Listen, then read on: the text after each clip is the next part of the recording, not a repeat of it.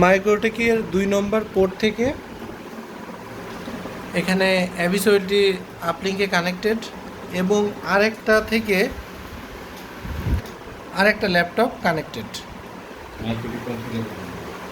MikroTik configure করার জন্য। আর এদিকে PON4-এ একটা প্যাসকোড লাগাইছি এবং অনুতে কানেক্টিভিটি করেছি।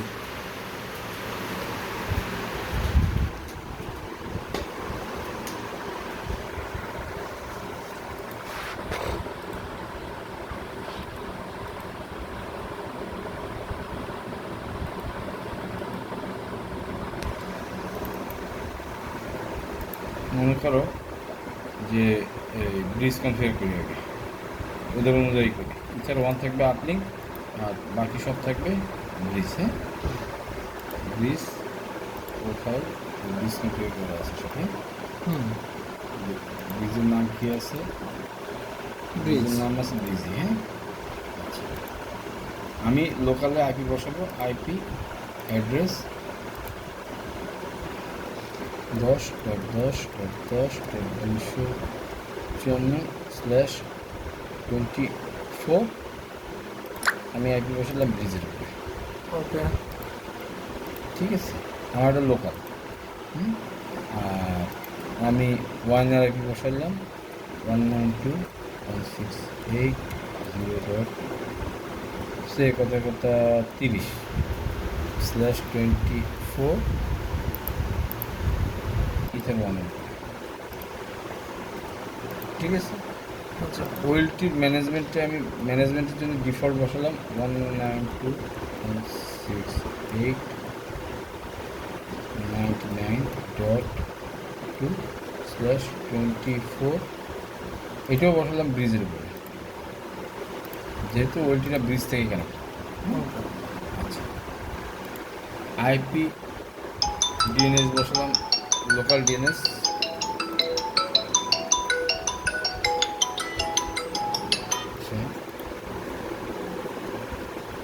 গ্লোবাল ডিএনএস বসালাম।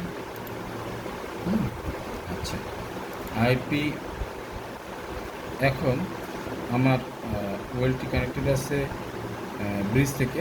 আমি এয়ারপিতে যাবো, ওয়েলটি পাই কিনা।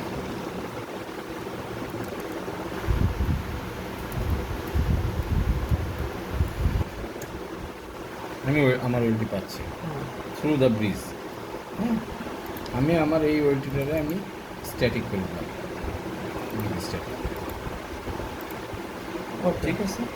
এখন আমার কাজ হলো লোকালে লাইন দেওয়া এবং ম্যাক অ্যাসাইন করে ওই লাইনটা অ্যাক্টিভ করা। এখন নিয়ে যাও, তুমি এখানে বলো, আপনি বলো। আমরা এবার এটাতে চেক করব।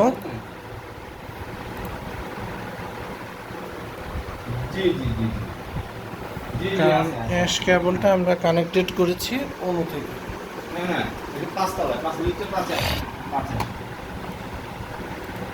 Ethernet change adapter option, ethernet cable এখানে পাচ্ছে। প্রপার্টিজ টিসিপি ভার্সন অ্যাডভান্স, এখানে 10.10.10.10 বসানো আছে। ওকে দিলাম।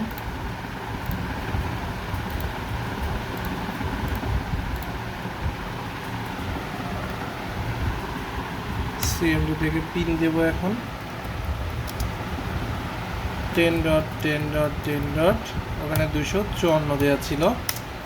মাইক্রোটিকে পিন পাচ্ছে। That's mean PPPoE user static থেকে আপ হচ্ছে।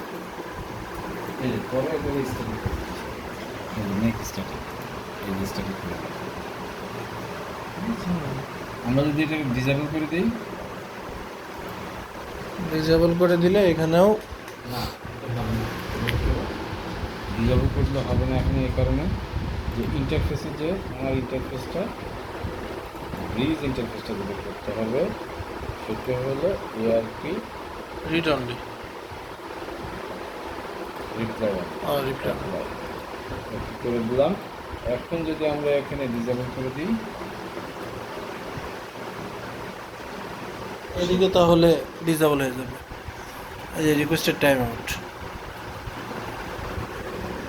আবার যদি আমরা এখানে এনেবল করি,